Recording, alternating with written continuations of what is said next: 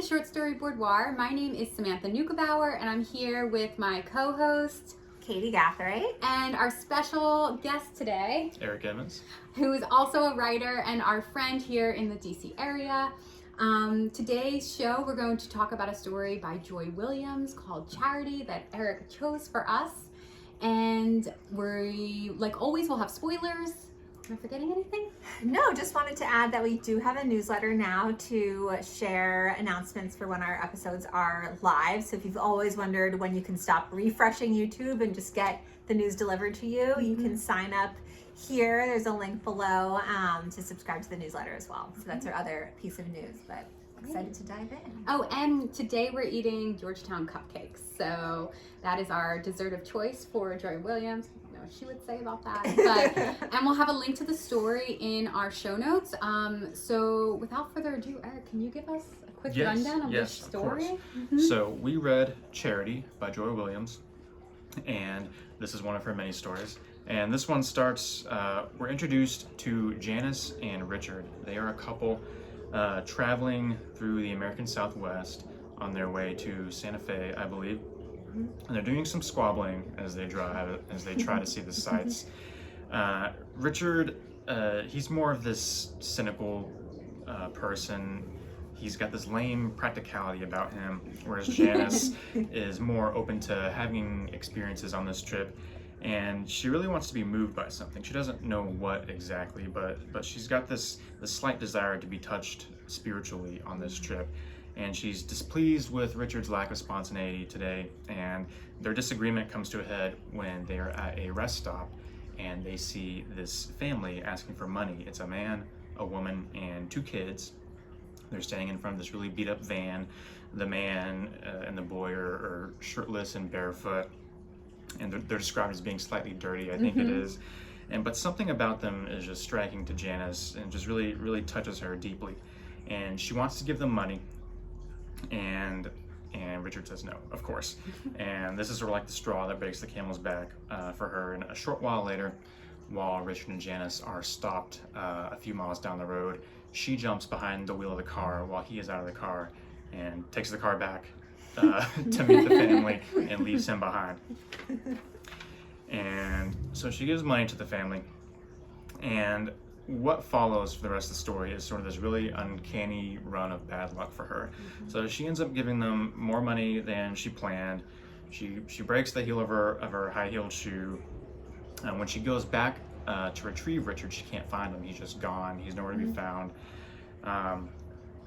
And during her search for Richard, she passes the family again and sees that their van is in dire need of repairs, and sort of gets roped into taking them out to a dinner. On the way, by the way, to the restaurant, she gets a ticket for $200.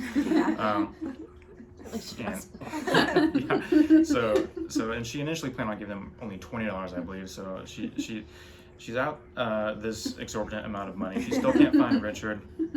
And all the while, the mom and the kids are being sort of overly familiar with her, and there's too much information being passed around, and she's obviously getting more than she bargained for. And she decides, okay, I'm just going to take them home and be done with them. On the way home, the little boy jerks the wheel of the car because he wants her to run over a snake, and they end up crashing the car. Janice hits her head, and the story ends with them all in a motel, sharing a bed. And this is our last image of them, is Janice surrounded by this strange family on this cramped bed in this motel, and that's where we leave it. Yeah. Right? Intro, yeah. Yeah, that's a very good rundown. Yeah. Still read it for yourself, but yeah. Definitely. Well, I feel like that goes into your first kind of discussion point about the bad to worse, right? Yeah. So the structure of the story really interested me. So I know we're all writers here, and as writers, we're often told to throw challenges at our characters, to sort of fuel the plot, to allow our characters to respond and show their development. Here, the author sort of takes that to the extreme and just puts her protagonist, Janice, in way over her head, more so than I think most writers would dare to do. And so I'm really interested in that sort of from bad to worse structure, and what kind of experience that creates for a reader when we have this plot that's essentially a tailspin. Yeah.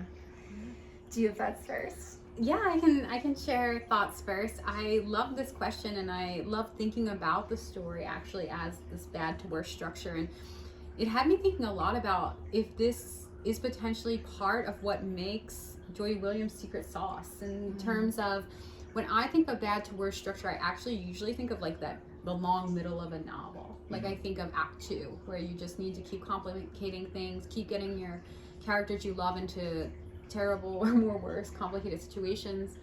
But this is a short story, and it's a short story without what I would call a novelistic pacing, right? Yeah. It's very rapid. So maybe part of her secret sauce is stealing kind of that bad to worse structure of the middle of a novel and putting it in this kind of rapid pacing of a short story. And because so many other stories that we've talked about on the show or we read, actually the inciting event is the worst thing that happens. Yeah. But like you said, that's not true here. Maybe it's true for Richard, but it's not true for the rest of the folks. So I don't know. Yeah, I think that's interesting. And I was thinking about, like, when you were describing the characters at the opening and Richard with his lame practicality, I really like that. And you sort of used the perfect tone to describe Janice, who like wants to have all these experiences. And I feel like the bad to worse structure works in some ways because Janice is sort of like ambiguous. I think at the beginning of the story, we're a little bit unsure how to read her, right? Like she seems on the one hand maybe more fun than Richard, but there is something like so try hard about her, like wanting to like be transfigured or however she puts it. So I feel like the bad to worse structure allows us to put this sort of like ambiguous character that we're not sure whether we're rooting for her or not through enough challenges that we then can decide. Like that gives us the information to know whether we, you know, think that she has like maybe an extra layer of toughness, or whether actually no, she's just as fluffy as like you think she is. So I feel like if she was like, if we really knew what to think about her at the beginning of the story, then the bad to worse structure might feel more like tiresome. But I feel like because we have, I don't know, like this sort of innate curiosity about like, do we like her or not? That bad to worse works better. Yeah. I found myself like asking, you know, did Janice get herself into this, or is this like, or is she just the victim of a universe with a bad, ironic sense of humor? And it's tough to say really, because you know, you see this person with, you know, ostensibly good intentions, you know, having things go wrong terribly, and you wonder, like, you know, how much sympathy does Joy Williams have for this character, as you see the author piling things on top of what's already happened to her. And I think another, you know, sort of difficulty with this from bad to worse structure is, you know, you can take it too far. It can become unbelievably comical, and that's something that I think, you know, Joy Williams is really good at balancing, is that comical aspect with also the seriousness, because she's in like a serious situation. She's hit her head. She can't find her husband. And these sort of terrible events are sort of, you know, presented to us with this sheen of humor and comedy that runs throughout. And I think, you know, I always think comedy pairs really well with everything. Humor pairs well with things in fiction, even unfortunate events as we've seen here. And I think Joy Williams is a real master of that. Yeah, the balance is so good. I agree. And like it's such a good pairing, like you say. And I think that's, I mean, you kind of brought up like, how does bad to worse work for you from the reader's perspective? And I'm really interested in how this story feels as a reader, because, you know, again, I was interested in the beginning of sort of this couple that we're introduced to, and got Richard and Janice, and sort of see that there's like maybe some like tension between them, or like, they're like sort of maybe not perfectly compatible, at least in this moment. And it feels like it could be a story about a marriage, maybe, you know, or it could kind of follow that thread, but that thread was really dropped in the story, you know, it's sort of in the background. And so I'm curious, like, what you guys thought of that. Were you reading to figure out what bearing all of these things would eventually have on their relationship, or were you sort of content to just let Richard be lost and kind of go with it.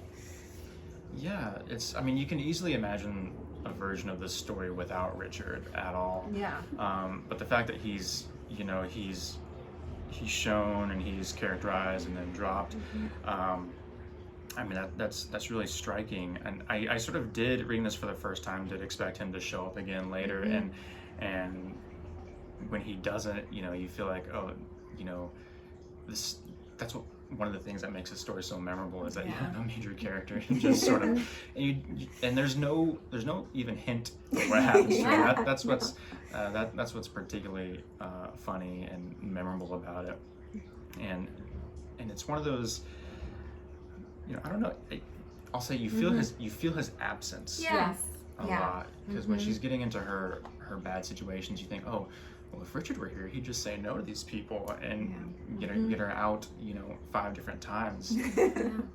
And I would add too, well, I like that you say that he's just left, because he's literally left on the side of the road. But we use that language all the time when we're critiquing stories, right? We'll say like, they just dropped this plot line, or like, what happened to this character? And it does feel like almost it could be a wink, right? That's so true. But what I feel with Richard and Janice in those opening scenes, for me, feel like a lot of the thematic work of the story is happening there, right? Where we're getting like her need for transcendence, or transfiguration, as she called it, and this idea that Richard somehow is keeping her from doing that, or that's what she's telling herself. And I just love that, because I think it allows us to say, like, are we more like a Richard or a Janice? And are we, even... so then when we go into kind of the second half of the story, which, takes up most of the space of the story, her actions feel in conversation with those original questions with Richard. And then, like what you both said, for me, it just added so much tension to the story. Like, I was not relaxed reading this, because, and I don't know if this is like by nature or nurture, but I was like, oh, very worried that Richard was going to be mad at her. Me too. Right? I was like, Richard is going to be so mad. He might not love her anymore, like, which is terrible. But I was really worried about the state of their relationship, which gives me so much to think about and unpack, because the state was not great maybe to begin with, or you don't even know. Is it great? Is their relationship actually great? And this is just like normal trials? I don't know. Yeah. So, Joy Williams keeping the questions running. So the question that I'm really interested in is, she has a large body of work in terms of stories. People have very strong feelings about her. She's called this writer's writer. She has this distinctive voice and style. So my question is kind of twofold. It's, where does this story fit in like her larger oeuvre? And are there kind of things that we can point to in the story and say that, this is quintessentially Williams, especially for someone who maybe hasn't read her before? And then kind of on the flip side of that, like, if someone is reading this story as their first Joy Williams story, is there something they're missing? Like I don't know, is this where you would start? Yeah. There's a lot of questions, actually. But I think if I was directing someone to Joy Williams, I would not give them this story at first. The story to me felt like a bit of an outlier among the other Joy Williams stories I've read. There are certainly the quintessential Williamsian elements in here that you see.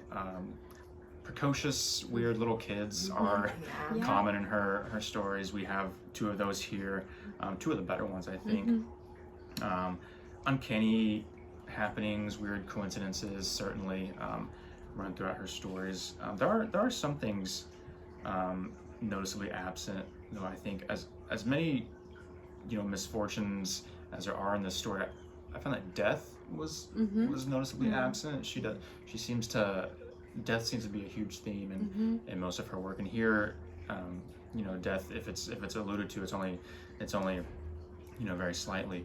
But I don't know. What did you think, Katy? Yeah, no, I agree with that. I mean, I think you get the precocious kids is a great call out. The dogs, like, they were kind of recurring, a few like dog moments, and I think Joy Williams has said, like, you need to always put an animal in your stories. It's like one of her lines.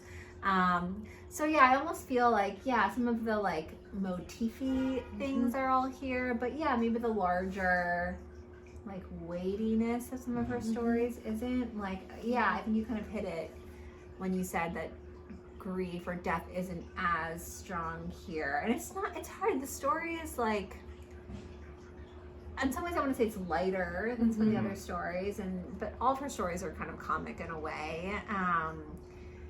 I feel like there's less like death on the page and more like there's this like lingering feeling of being unsettled at the end. And that I guess I do think is like pretty common to her work.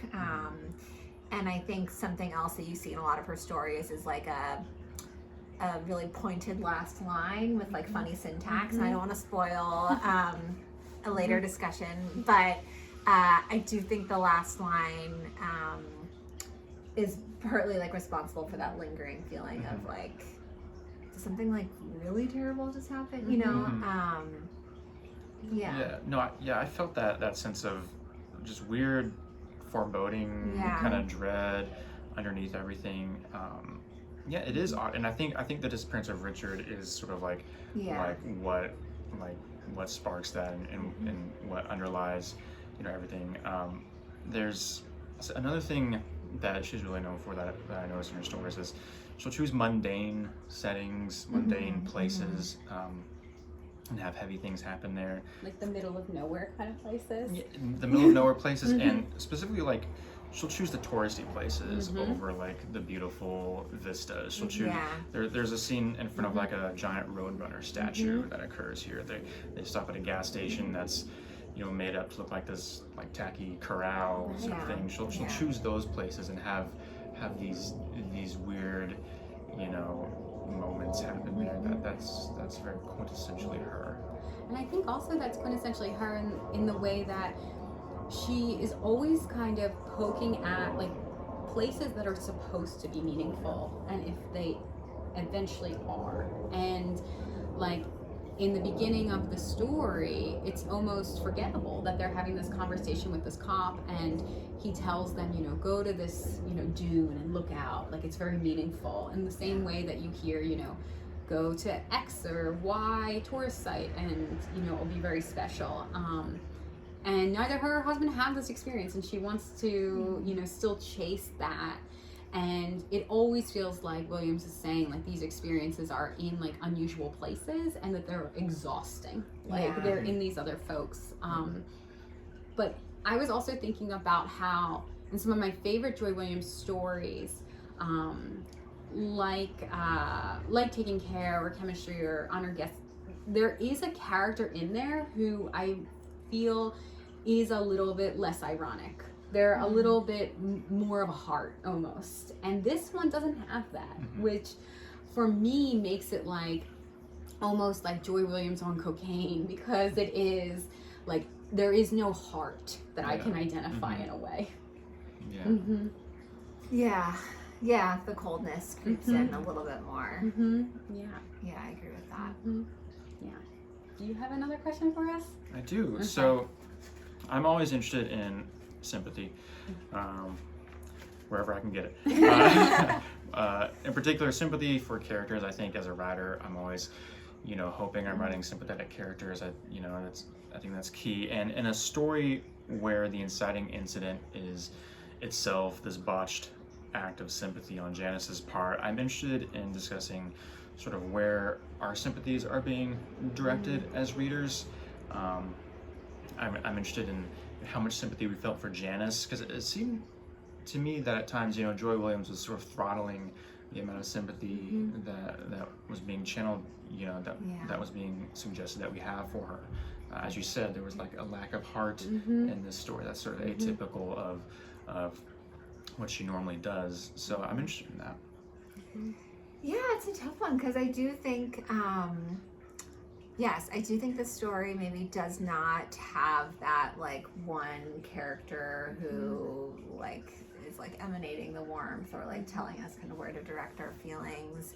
I'm interested though, and maybe this circles back to like Richard being off screen and what Samantha was saying about like being worried about, is he going to be mad at her? Like, for me, that's almost like a very indirect, roundabout way of creating sympathy for Janice. But the story does kind of invoke that feeling of like, oh, what is it like when you prove to someone that you are who they think you are? Like, it seems like Richard, and again, we don't know, maybe their marriage is great, but it seems like Richard might know this about Janice, that like she is like flighty or like has sort of like bad ideas. And then this story like maybe confirms that she has like bad ideas. And so I almost feel like the sympathy is like not on the page, and it's like, it's not like anything Janice does that earns her sympathy. It's more like the hypothetical feeling of like, oh, like some people just prove other people right about them, you know? And that feels like a very sympathetic idea to me in some ways. Yeah, I think I also, your question draws me to Richard again. I really like in the one part, he's wearing this tie that is hand painted. And we're told that it was expensive and that it's kind of, it represents some scene in the past that is remembered incorrectly by the history books. And you get this idea that maybe Richard is attached to this, or maybe he's a little bit of a bonehead for liking this, but then he surprises you by like ripping it off when he's in the car. And it allows for, again, like another, I think, really Williamsian motif and moment where one line can mean several things. Like we can go to different places with it, where basically we're told this tie is toast, and it's both like a colloquial way to say something, kind of an irreverent way to say something, but it also could represent like the natural world and like our understanding of history, and it's all these things. And I think that it also is another way for us to think of Richard, and that even though we are not getting this story in first person, it feels very much like Janice's story. And so whenever we see these glimmers of who Richard is, I think there's a lot of sympathy there, and that also makes me like Janice more too, because somehow they're connected, like they have chosen each other. What surprised me though is that I felt a lack of sympathy for the parents of the children that they meet, that Janice goes back to. And I think part of that is immediately we learn like the kids like might not be going to school. Like they seem like bad parents. And I think that just rubs me the wrong way. And so no matter kind of what interesting or quirky things they said, or it seems like they are bad decision makers, and I can only tolerate bad decision makers if they're not in charge of younger lives. Fair. What about you? No, I felt the same. I sort of found myself, when I was thinking about, reflecting on where my sympathies lie in the story, I realized, the needy people in this story, I didn't have, real sympathy for them, and that struck me. And one reason I think I felt that way is because I think maybe they were just beyond my sympathy. Like they seemed to live in this sort of needy realm, and they were never, they were never off center. They were never bewildered. They were never in over their heads like Janice was. They seemed to be doing just fine, despite not having as much money as Richard and Janice. Another thing, you brought up point of view, and I'm glad, because you're right. This story definitely feels like Janice's story, as you say. It's although it's third person, it's anchored to her psyche. One thing that struck me was, the proportion of time we spend in Janice's thoughts. It's not a lot. We get little snippets every now and then, and she would reflect for a sentence or two on what she wanted, or maybe we'd have a fleeting glimpse of her motives, and usually her motive was presented to us as being, oh, I want to be done with this so I can look back on it later with a clean conscience. Not I want to help these people, not, oh, poor people.